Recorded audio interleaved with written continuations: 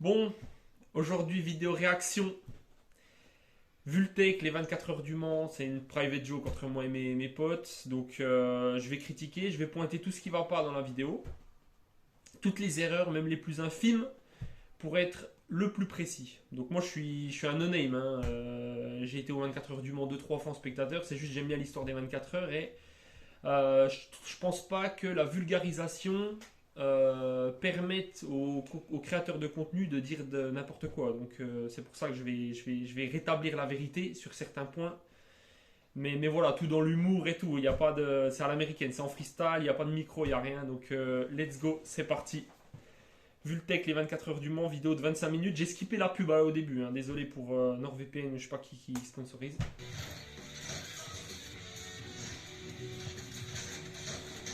Petite intro. Alors les 24 heures du Mans, vous nous l'avez demandé un nombre de fois fou. Pour l'instant on ne l'avait pas fait, principalement parce que cet épisode a duré 24 heures.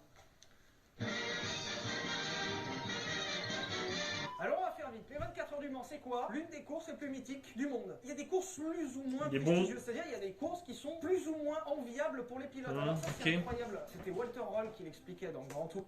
Là il y a une dinguerie déjà.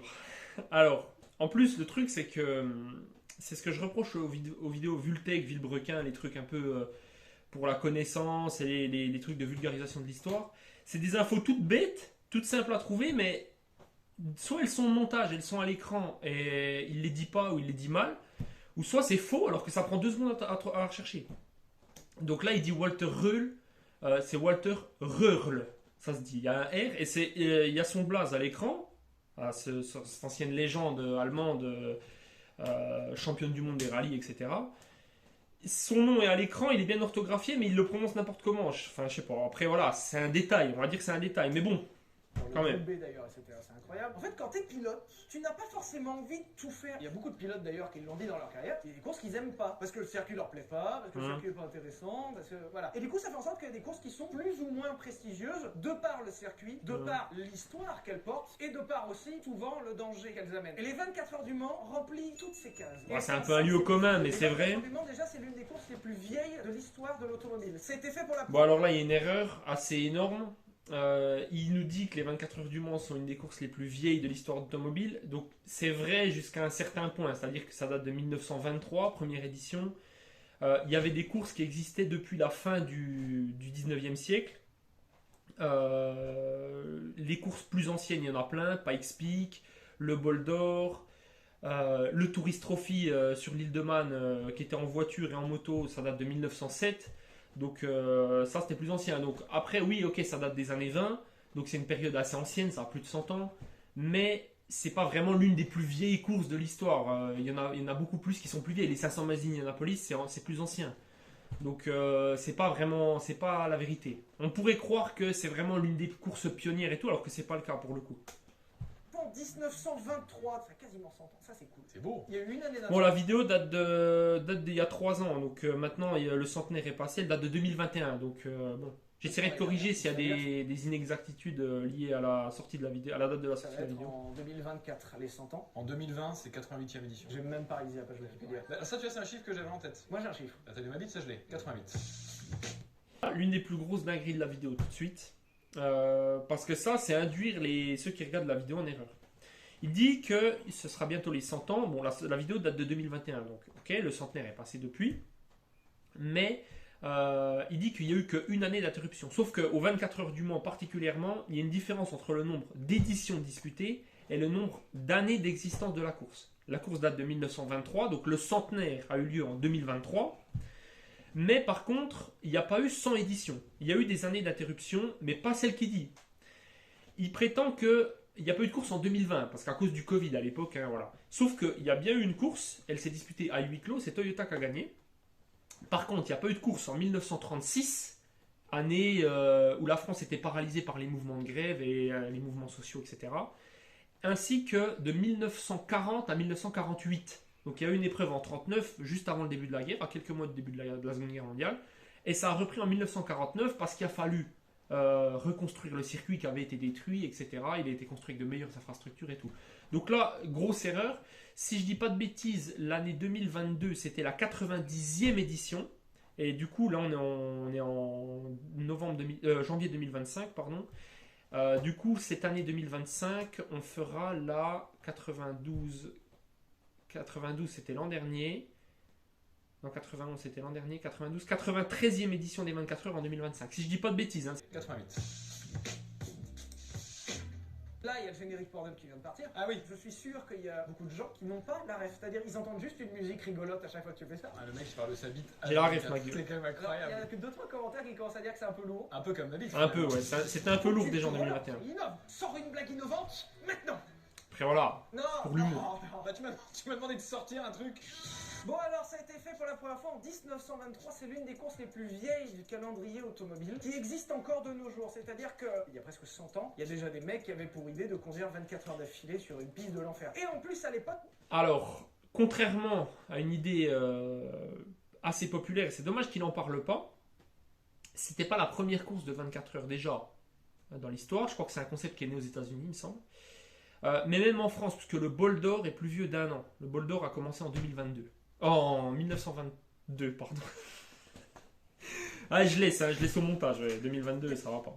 Ça fait de la terre. À l'époque, c'était automobile et motocycliste, hein, le bol d'or. Ouais. Et terre sur la même piste qui était quand même assez fou. Et surtout à l'époque, ce qui était assez incroyable, c'est qu'ils faisaient des relais de 24 heures. C'est-à-dire Putain, il a dit une dinguerie là. Piste qui était quand même assez fou. Et surtout à l'époque, c'est-à-dire que c'était genre rallycross, tu vois. T'avais bitume et terre sur la même piste qui était quand même assez fou. Et surtout... Rallycross, doucement. Non, en gros, à l'époque, en 1923, la route, les progrès liés à la route et tout, c'était un peu un problème d'envergure nationale. Les routes étaient pas bien et tout, mais de là à dire que c'était du rallycross, faut pas exagérer non plus. On n'est pas avec Loeb et Solberg. Tu as des relais de 2 heures ou 3 heures, ça dépend, mais tu as des relais, tu es plusieurs dans l'équipe et du coup tu te relais et tu ne conduis pas 24 heures d'affilée. Heureusement, tu as le temps de dormir, tu as le temps de te reposer un peu, tu as le temps de couper. À l'époque, ça roulait 24 heures d'affilée. D'ailleurs, pour l'anecdote, C'est faux, ma gueule. C'est faux de fou ça. Non. De l'histoire des 24 heures, disons que jusque dans les années 50, ouais, il y en avait encore. Il y avait certains pilotes qui partaient pour 24 heures ou un peu plus de 23 heures. Je crois qu'il va en parler après, il donne un exemple après. Mais à l'époque, c'était des équipages de deux pilotes. Ils se relayaient. Ils faisaient pas 24 heures dans la même voiture, ils étaient 2 par voiture. Hein. Les premiers vainqueurs des 24 heures, ils sont 2. Il n'y a pas de truc. C'est arrivé quelquefois que certains pilotes fassent 24 heures entièrement, voilà, parce que soit ils avaient un coéquipier qui était gaze, soit parce qu'ils voulaient prouver. Non, j'abuse, mais voilà, mais c'était pas le cas. Au début des 24 heures, même en 1923, oui, les 2 premiers vainqueurs, ils sont 2 sur la voiture. Ils se relayent, ils dorment, hein, logique. Hein.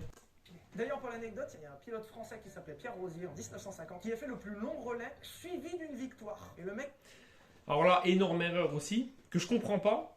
Il dit qu'il y a un certain Pierre Rosier qui a couru pendant plus de 23 heures et tout. Il s'appelait Louis Rosier, le mec, avec son fils Jean-Louis sur la voiture, qui a quasiment pas conduit. Donc effectivement, Louis Rosier a conduit plus de 23 heures sa Talbot Lago pour remporter les 24 heures du Mans en 1950. Mais une erreur de prénom, alors que c'est une recherche Google de 2 secondes, quoi. Donc ça je comprends pas trop. C'est un peu un manque de respect au pilote qui est décédé. Mais c'est facilement vérifiable. Plus de 23 heures d'affilée et il a gagné. Sur autoroute, son régulateur à 130 avec une voiture confortable. Il a gagné, oui. Rouler 23 heures d'affilée, c'est dur. Il a tout compris, c'était la meilleure strat puisque les autres s'arrêtaient. Si tu ne t'arrêtes pas, tu gagnes du temps. Le temps, une seconde, c'est 100 secondes. La fatigue du cerveau. Oui, mais c'est la meilleure strat. Parce que même. Voilà, Pierre Chabrier, il veut faire un peu une blague, mais c'est un peu raté parce que s'il s'arrête pas, oui, mais il faut bien qu'il change, qu'il remette au moins de l'essence. Donc, dans les années 20, il faisait 24 heures sans changer de pneu. Hein. Tu ralentis le rythme, Non, tu non, roules non. quand même. Le mec, il faisait une sieste de 30 secondes à chaque arrêt essence. Ça prend pas plus de temps de changer de pilote. C'était quelle année ça 50. Ah oui, donc ça roulait pas vite, ça va. Ça passait les 200. Avec des pneus de vélo. 200, ça va. Alors cette course existe depuis très longtemps et cette course est ultra prestigieuse pour plusieurs raisons. Déjà c'est une course qui dure 24 Dis-moi. heures. Alors aujourd'hui, en tant que Français, on a toujours été habitué à ça, ça nous semble normal entre guillemets de connaître les 24 heures du Mans. Il y a Mhm. très peu de courses qui ont connu des relais de 24 heures. Pour vous donner une idée, en Formule 1, la course en elle-même, par exemple le Grand Prix de Monaco en Formule 1, c'est un peu plus de 2 heures. Hein. C'est ultra bref. Ah, c'est quasiment 2h30, hein, le Grand Prix de Monaco en F1. Et les mecs sortent déjà du Grand Prix de Formule 1, ils sont rincés, ça dure un peu plus de 2 heures. 24 heures de conduite permanente. Oui, mais non, parce que là, je reviens à ce que je disais tout à l'heure. Ils font pas 24 heures d'affilée dans la voiture. Ça fait aucun sens. Donc non, les relais, ça dépend. De nos jours, On a certains relais plus longs que d'autres, mais disons qu'environ au bout de 2 heures, c'est déjà un beau relais. Et mythique, c'est que les mecs se lancent dans des cercueils roulants 2 jours, 2 nuits, avec un trafic digne du périphérique et un circuit qui est ultra violent pour plusieurs raisons. Au Mans, tu as 2 circuits. Tu as le petit circuit qui s'appelle le Bugatti, qui est un circuit uniquement fermé et qui est juste une piste. Et en fait, les 24 heures du Mans n'utilisent qu'une infime partie de ce circuit-là. C'est-à-dire que les mecs ont un circuit qu'ils n'utilisent pas. Comme le montre ce dessin-là, le circuit des 24 heures du Mans prend principalement pour circuit de la route ouverte, c'est de la départementale et de la nationale. C'est vrai. Incroyable, il y a les panneaux, c'est incroyable. D'ailleurs, vous-même, vous pouvez aller y rouler si vous allez à Mulsanne sur le circuit des 24. Bon, alors, il y a des ronds-points maintenant et des limitations de vitesse, accessoirement, et des radars. Mais vous pouvez. Alors, 2 choses l'une. On peut plus prendre par la route le virage de Mulsanne et Arnage. Maintenant, on peut plus faire. Hein, on est obligé de prendre un rond-point à Arnage et à Mulsanne, on est obligé de prendre le rond-point de Libby Styles. Là. Par contre, il n'y a pas de radar hein, le long du circuit, donc je vous incite pas à faire des excès de vitesse, mais je vous informe juste qu'il n'y a pas de radar fixe. Rouler, et c'est en ça que c'est légendaire. En tout cas, à dater de juin 2024. Le plus long de tout le catalogue de l'année dans les courses auto. En GT, ils ont plus long, ils ont le Nerd de grand, mais dans toutes les catégories Rennes, il n'y a pas plus. Le truc, ça fait 13 bornes, dont une ligne droite de 6 km. Alors, on va y revenir. Alors là, il dit que dans toutes les catégories, il n'y a pas plus long. Dans toutes les catégories automobiles, à part le Nürburgring, c'est vrai que j'ai pas plus long en tête. Après, je peux me tromper aussi, hein, je suis pas infaillible. Par contre, il y a le circuit du Tourist Trophy de l'île de Man qui fait un peu plus de 60 km. Mais c'est en moto, donc bon, on va dire on passe.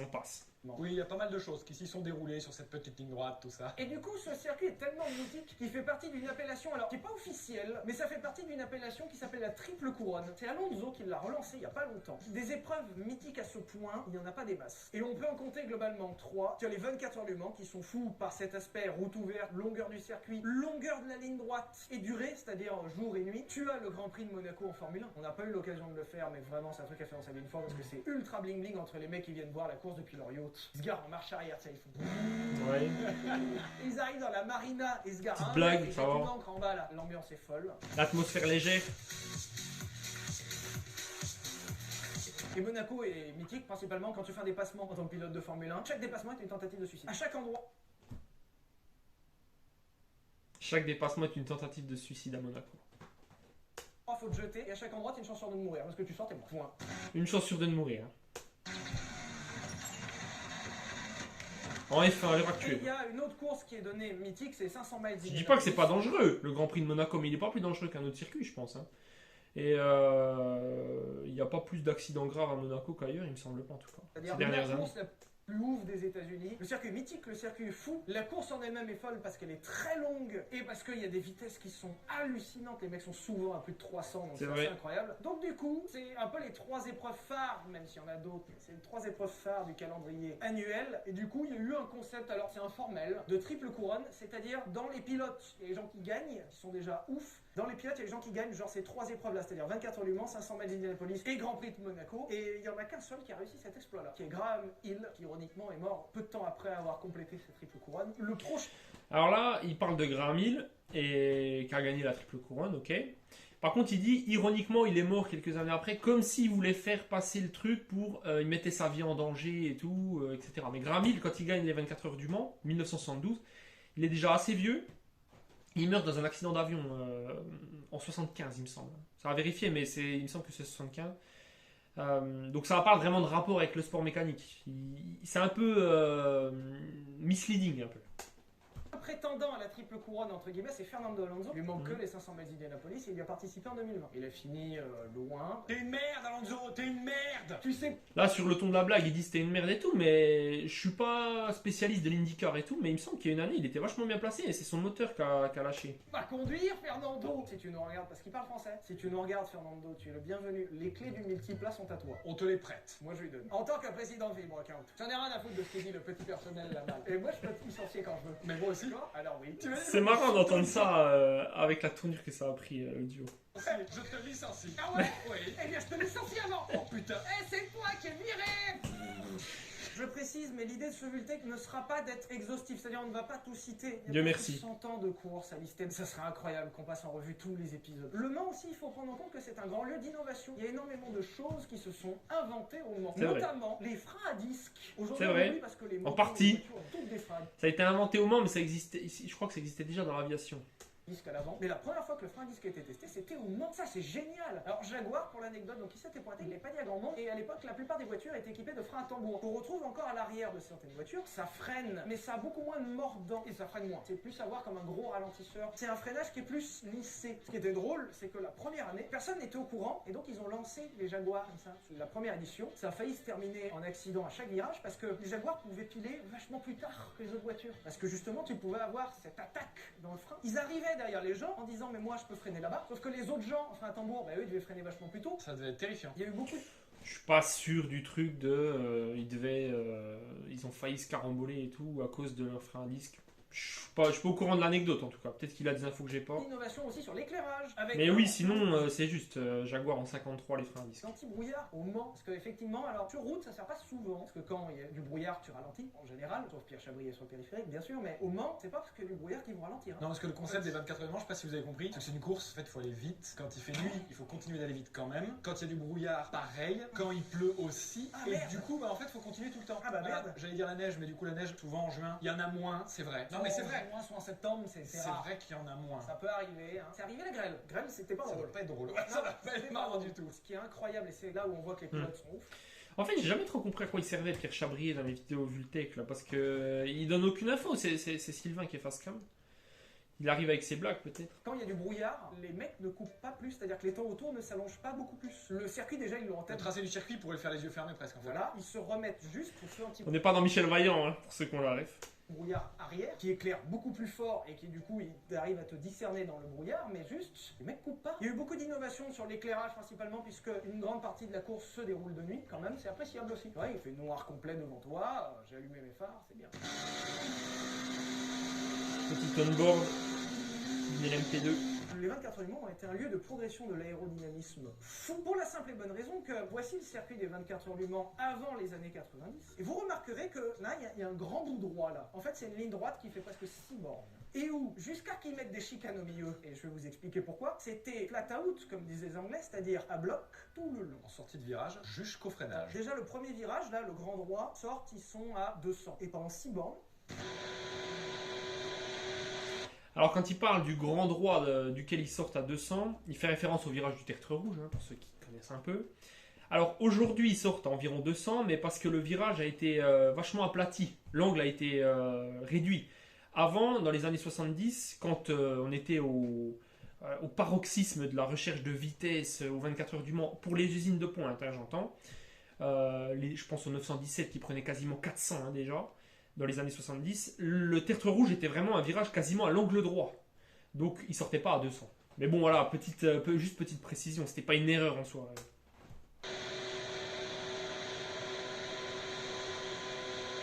il restait à 400 km/h, ou presque 400 km/h pendant une minute Et complète. c'est incroyable parce que c'est des prouesses techniques qu'ils ont dû mettre en œuvre pour tout, déjà aérodynamiquement, pour soit pas décoller, même si ça c'est arrivé. Alors, ouais. Parce qu'à 4... Alors là, il y a une erreur, mais c'est un peu dans une blague, donc ça compte à moitié, on va dire. Mais à l'écran, il montre une voiture qui s'envole, qui décolle comme ça.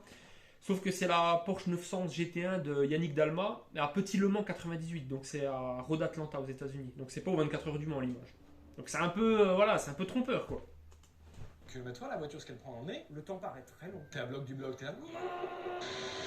Ta voiture elle est au maximum. Ça défile vite dehors. T'imagines que la première édition, la vitesse moyenne sur le circuit, c'était 96 km/h. C'est-à-dire qu'en ligne droite, il devait prendre 150, 160. T'imagines? Voilà, j'ai pas été vérifié, hein, parce qu'il dit 96 km/h. S'il a le chiffre aussi précisément, c'est que forcément il a été vérifié, donc j'ose espérer que c'est vrai. 60 ans plus tard, les mecs prenaient 400. Après, 150 sur des roues galettes, tu fais chier dans ton froc aussi. Hein. Ça serait un défi. 150 sur des roues galettes ou 400 sur une voiture à peu près cohérente. Sachant que les voitures des années 80, genre la 787B, je veux pas rentrer dedans. Hein. Non, non. Bon alors là, énorme erreur. Pareil, là c'est une erreur pure et simple. Dans les extraits, pour illustrer la ligne droite d'une Audière à 400, soi-disant, il prenait l'exemple de la Mazda 787B. Et là, il reprend cet exemple en disant je ne montrerai pas dans ces voitures des voitures des années 80. Donc la Mazda 787B, elle a gagné Le Mans en 91. Donc c'est une voiture des années 90, premièrement. Et deuxièmement, les chicanes dont il va reparler plus tard, là, les deux chicanes qui ont été installées dans l'Inaudière, elles ont été installées pour l'édition 1989. Donc, quand la Mazda 787B a gagné les 24 heures du Mans en 91, il y avait déjà ces chicanes. Donc cette voiture n'a jamais atteint les 400 km/h dans l'Inaudière. Elle n'a jamais eu la ligne droite d'une Inaudière en entier. Et là, il remonte. Les 905, ça prenait 400. Les 905 ne prenaient pas 400 non plus, parce qu'il y avait déjà les chicanes quand elles ont tourné. Surtout la version qui montre à l'écran, elle date de 93, là, la voiture qui monte. Donc c'est d'autant plus faux.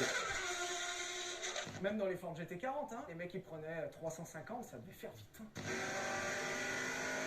Aujourd'hui, cette ligne droite n'existe plus en tant que telle, c'est-à-dire que cette ligne droite a été entrecoupée par deux chicanes. Pour une simple raison. Alors. En fait, il y a une grosse mode qui était de prendre les vitesses maximales les plus hautes possibles parce que sur 6 bornes à fond, tu imagines le gain. Même un mec à côté de toi qui a 360 km/h dans la ligne droite maximum, si toi t'es à 400, tu lui mets 40 km/h supplémentaires. La course dure 24 heures. C'est immense, certes, tu ne tiens qu'une minute, mais c'est immense. Donc, le petit jeu très drôle, hein. Certaines petites écuries, oui. Bon là, il y a un truc qu'il n'explique pas, c'est pourquoi elles se sont ajoutées ces chicanes. Parce qu'il dit pour plusieurs raisons, puis après il part dans une blague, je sais pas quoi, je sais pas ce qu'il fait. Donc après il explique pas. Bon, je vais pas rentrer dans le débat parce que c'est un peu touchy, mais c'est une histoire un peu politique avec l'ancien président de la FIA, enfin de la FISA à l'époque, Jean-Marie Balestre. Il y a toute une histoire comme ça un peu politique, je vous invite à vous renseigner là-dessus, mais du coup il explique pas pourquoi il y a eu ces chicanes.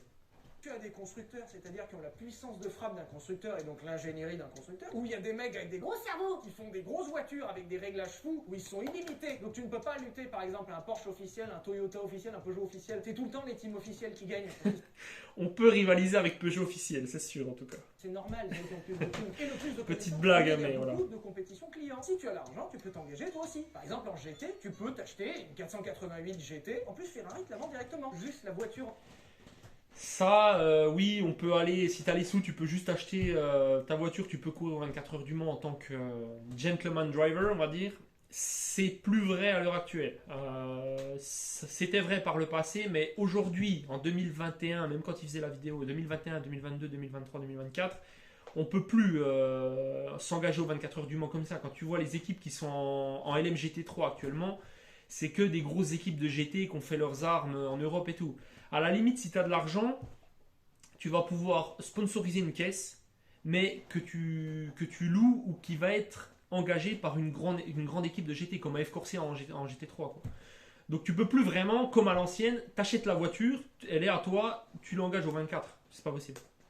Même coûte pas loin d'un million, faut la logistique. Puis il faut être invité aux 24 heures du Mans pour courir. Donc il faut participer à d'autres championnats et tout. Donc c'est plus comme avant où tu pouvais aller juste pour cette course. Tu dis allez, je me fais un kiff, j'engage cette voiture pour cette course.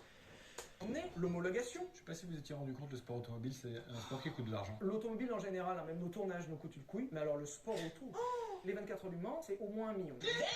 Comme le multiplat, au moins 1 million. Pour présenter l'histoire, c'est-à-dire qu'avoir ta voiture c'est bien, Blague. être compétitif c'est mieux. Il y a que j'entends par être compétitif, avoir ton écurie, que s'il y a une casse quand tu rentres, il y a des mécanos pour te réparer tes trucs, avoir les pièces, avoir les camions, et en fait c'est ça qui coûte très très très cher. Déplacer tout ça. En fait on se rend pas compte de tous les frais cachés. Ça, il n'y a que les équipes d'usine quasiment. Hein. C'est des équipes d'usine en MGT3 qui couvrent. Il n'y a qu'une équipe d'usine qui peut affréter une flotte entière pour une ou deux voitures. Quoi. Donc c'est pour ça que les hommes d'affaires qui sont riches, qui veulent investir, ils vont voir ces équipes directement et ils sponsorisent. Et parfois ils courent s'ils aiment bien le sport mécanique et qui sont assez bons. Il faut quand même être bon hein, pour courir en 24 heures. Et qu'il y a autour fait que du coup même dans le karting pour être compétitif puisque c'est la porte d'entrée pour les grosses compétitions derrière, tu t'imagines que les Alonso tout ça sont passés par là en fait. Et dans les grosses catégories, c'est très difficile d'être compétitif par rapport aux écuries officielles. Et il y en a qui se sont amusés par exemple chez Welter Racing. Alors c'est une écurie aujourd'hui qui ne court plus mais du coup il s'était lancé dans un petit jeu. Les mecs étaient compétitifs mais pas au niveau quand même des écuries officielles. Et du coup il s'était lancé dans un petit jeu. Ils se sont dit si on ne gagnera pas sur le temps autour ou sur le podium, on gagnera ailleurs. Et lorsque cette ligne droite de 6 km existait, ils se sont dit comment on fait pour parler de nous? On ne s'illustrera jamais sur le podium, faisons en sorte de se démarquer ailleurs. Et ils ont exploité le truc le plus fou du circuit qui est cette ligne droite et ils ont développé cette voiture, la P88, qui est encore à ce jour la détentrice du record de vitesse au Mans avec 407 km/h de pointe où en fait ils savaient qu'ils gagneraient pas le podium et ils se sont dit on va tout mettre dans la vitesse de pointe. Et ils ont réussi. C'est ça. Voilà, c'est juste, c'est une anecdote connue. C'est juste. Petite écurie écuries françaises, ils ont réussi et ils ont fait en sorte que la voiture soit la plus compétitive possible sur la VMAX. Alors dans les virages, ils étaient à l'arrêt et à l'époque, du coup, c'était drôle, ils prenaient vraiment les vitesses radar et ils les annonçaient dans le micro. Toutes les autres écuries, ils ont pas compris parce que quand ils ont lancé 4, on fait de la 3 km/h. Oui, j'étais là. Ouais. Non, j'ai cru que vous avez gagné les 24 heures du Mans. Ouais. Ah, non, non. Bon, là, il parle de l'anecdote, de la WM, etc. Ok. Il y a un truc qu'il dit pas, et ce qui est un peu dommage, parce que c'est une anecdote un peu sympa, c'est que cette vitesse de 407 km/h, bon, c'est connu, hein, la WM, construite expressément pour cette raison. Cette vitesse a peut-être et sans doute même été battue ou au moins atteinte les années auparavant par d'autres voitures. Je pense à au Sauber de l'époque, qui prenaient, on en est quasiment sûr, qui prenaient des vitesses similaires, si ce n'est plus élevées, de lui dire, avant qu'il y ait ces chicanes justement. V10 dérivé de la 905 qui motorise. C'est faux, c'était pas le V10 de la 905 sur la WMP 88. Là je l'ai sous les yeux, c'était un V6 biturbo qui était bien de construction Peugeot par contre. Mais c'était sûr, c'était pas le V10. Exploité en argument marketing et d'ailleurs c'est V10 de Peugeot qui était un moteur quasiment de Formule 1. Donc, raison qu'on voit cette pub, le record est bien de 407 km/h, mais il a été vendu sur certaines pubs en tant que 405 puisque la voiture que vous voyez ici est la Peugeot 405 et il fallait pousser la Peugeot 405. Tant que rouleront les automobiles, le talent restera le talent. Ça c'est gentleman, tu vois. Je fais 407 mais je le vends en 405 parce que je m'en vends, c'est déjà au-dessus de tout le monde. Du coup, voyant ces records de vitesse et ces petits jeux, l'organisation s'est dit qu'elle allait avoir un problème à un moment ou à un autre. Ils avaient déjà été alertés par les dérives qu'il y avait eu en groupe B, il y a déjà eu des morts aux 24 heures du Mans, donc ils ont mis le stop avant qu'il arrive trop de malheur. Mais la plupart des accidents mortels aux 24 heures du Mans, ils s'étaient pas liés nécessairement à la dangerosité des Hunaudières. C'est pas parce que c'était une ligne droite que c'était plus dangereux que les autres parties du circuit par exemple. Je vous rassure, avec les voitures d'aujourd'hui, ils prennent quand même plus de 300 km/h. Ça va quand même très vite dans l'absolu. Et ça n'empêche pas des petites folies. Alors, du coup, ça me fait revenir sur un épisode de l'édition 99. Et Mercedes, alors, l'histoire de Mercedes aux 24 heures du Mans est un petit peu spéciale, on va dire. On vous en avait déjà parlé en 55. Il y a une Mercedes qui s'envolait dans les spectateurs. Il y a eu plus de 80 morts, ça a été un drame absolu, à tel point que Mercedes s'est désengagé des courses automobiles. Et ça a été un drame fou, ils se sont même posé la question de remettre en question les 24 heures du Mans. Mercedes, ils se sont désengagés. Presque 50 ans plus tard, Mercedes, ils voulaient quand même un peu faire parler d'eux. Ils sont revenus comme ça, ils ont fait... Ça va, c'était il y a 50 ans. Allez, on y retourne. C'est mentionné dans la vidéo au montage, mais ils sont bien revenus en 98, pas en 99. Hein. C'est mentionné au montage, mais il le dit pas, donc vu que là vous n'avez pas la vidéo. Donc du coup ils se sont motivés, ils sont tous retournés et ils ont développé ceci, la Mercedes CLR, et ils s'engagent aux 24 heures du Mans. Et à l'époque on retrouve quelqu'un de très connu, puisque c'est Mark Webber, donc ensuite qui a une belle carrière en Formule 1. Ils engagent la CLR, qui était d'ailleurs très compétitive, il n'y a pas de problème. Quelle voiture magnifique, l'un des plus beaux prototypes de l'histoire des 24 heures je pense. Et dans la ligne droite, Mark Webber, pendant les essais, il dit à sa team, la voiture n'est pas stable en ligne droite, c'est-à-dire la voiture, dès qu'il prenait trop de vitesse, elle avait tendance à vibrer devant. Donc comme en Formule 1, on joue beaucoup sur l'aérodynamique pour plaquer la voiture au sol. Mais tu dois trouver un compromis entre appui aéro pour les virages et peu d'appui aéro pour les lignes droites. Mercedes, ils ont fait un compromis. Et le problème, c'est que plaquer la voiture au sol, c'est bien. Le problème, c'est qu'il y a un effet physique qui a tendance à aspirer la voiture vers le ciel. Du coup, est-ce qu'une voiture peut voler? Mercedes, du coup, l'a prouvé. Here we go. Oh my god, the Mercedes has taken off. Pendant les qualifications, il y a une des Mercedes CLR qui s'envole. En fait, il y a trop d'air qui s'engouffre dessous et juste la voiture fait... L'accident est phénoménal en termes d'image. Le mec, mais s'est chié dessus. Les gars, la voiture tremble un peu. Oh my god. Alors du coup, la voiture est détruite pendant les qualifications. Ils reconstruisent la voiture. Ils disent avoir résolu le problème pendant la course. Il y a deux versions. Certains disent qu'ils ont fait Gunther, les voitures qui s'envolent là. Il y a deux versions. Certains disent qu'ils ont fait Gunther, les voitures qui s'envolent là. Flat out, on t'a dit. Marco, Gunther il s'est mis là, il t'a mis un bout de polysirène. T'inquiète, ça s'envolera. Le mec déjà pareil, on peut relever qu'il a survécu à ça et qu'il y retourne quoi. Mais il est plus à ça près le mec. Non, je suis d'accord, mais non, ouais. C'est douboule comme ça. La première version, c'est qu'ils n'ont pas trop travaillé. La deuxième version, c'est qu'effectivement, la voiture qui s'envolait a eu un contact dans la course avec une autre voiture, avec une Porsche. Et ça... Bon, là, j'ai laissé tourner sur le passage sur la CLR. Bon, il y a pas mal de trucs vrais, mais... En fait, c'est ça le problème. Il y a pas mal de trucs vrais, mais...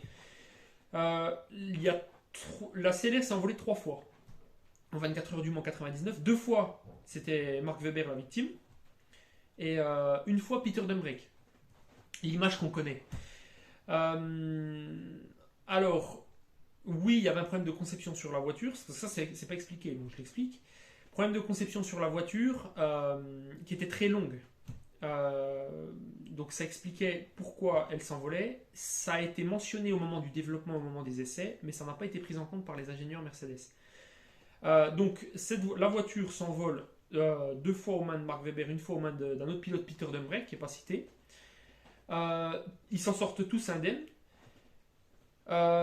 Seul truc qui n'est pas mentionné dans la vidéo, et pourtant qui est une anecdote sympa, les ingénieurs Mercedes, effectivement, ça a été un peu shady parce qu'ils ont voulu continuer à courir dans un premier temps, mais l'abandon de la Mercedes pendant la course, l'envol de la Mercedes, l'image qu'on connaît quand elle suit la Toyota GT1, pardon, ça cause l'abandon de toutes les Mercedes, l'usine qui a préféré retirer les modèles.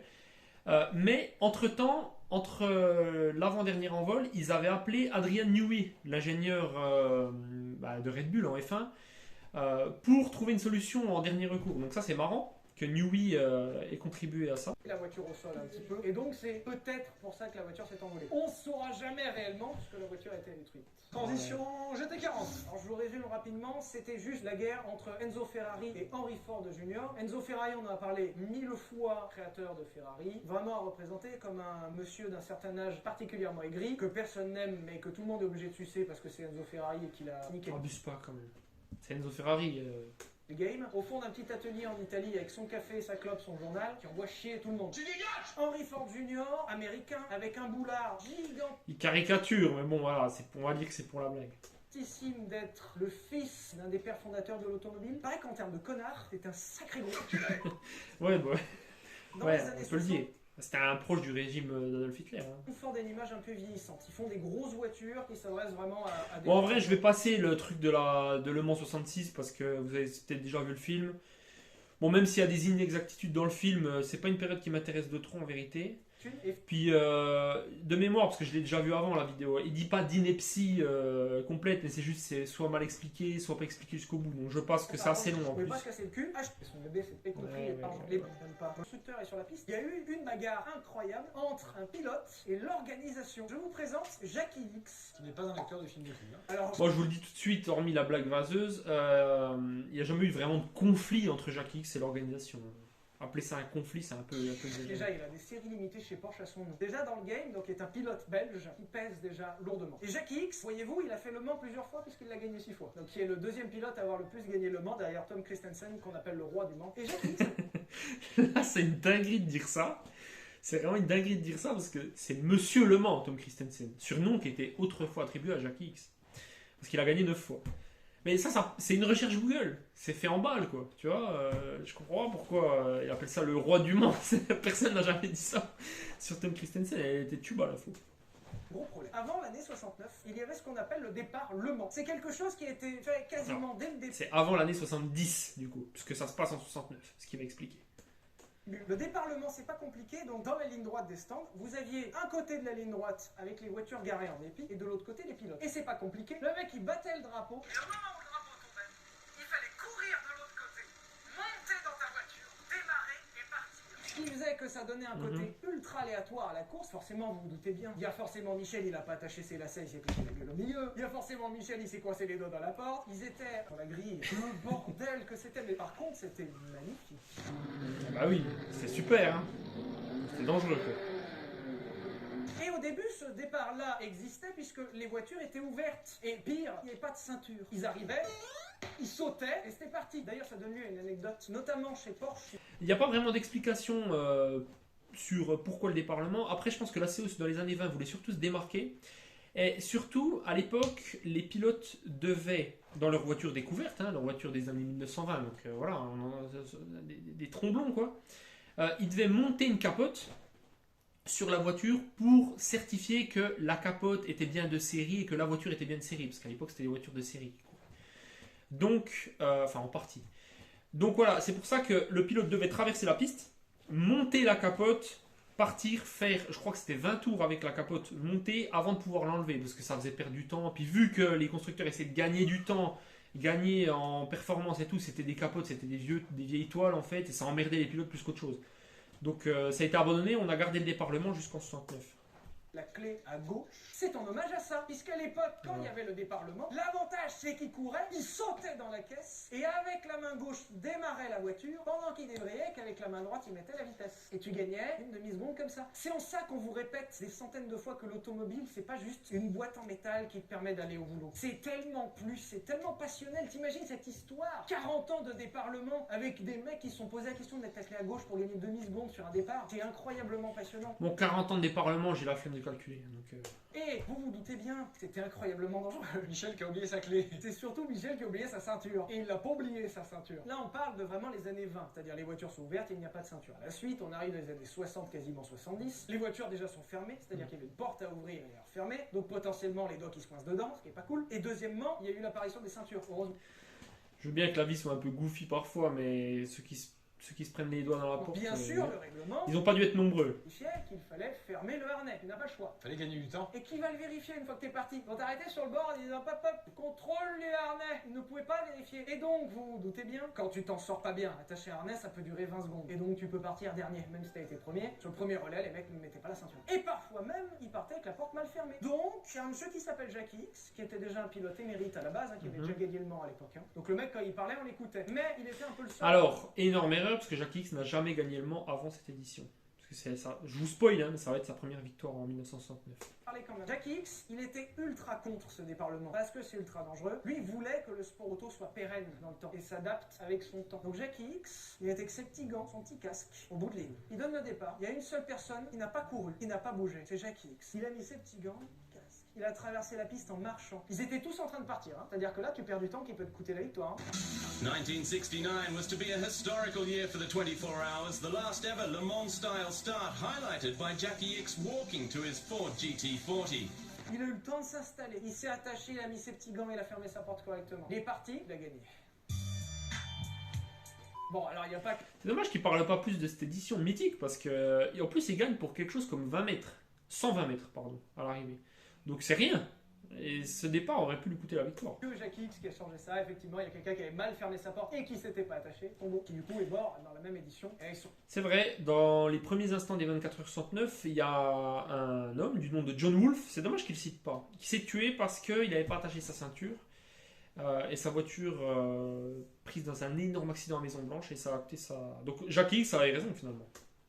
La vie a malheureusement donné raison à Jackie X sur la vie. ouais, bon, arrêtons. Donc il y a eu un départ de transition après, avec le départ en épi, mais les gens devant les voitures quand même. Et ensuite, on est parti sur le départ lancé, comme on connaît aujourd'hui, qui finalement est le plus safe, parce qu'en fait, il y a trop de monde. Et puis surtout, on est sûr que tout le monde est bien attaché, il n'y a pas de... Voilà. Franchement, je pense que c'est, à mon sens, le geste le plus stylé de l'histoire de l'automobile. Jackie.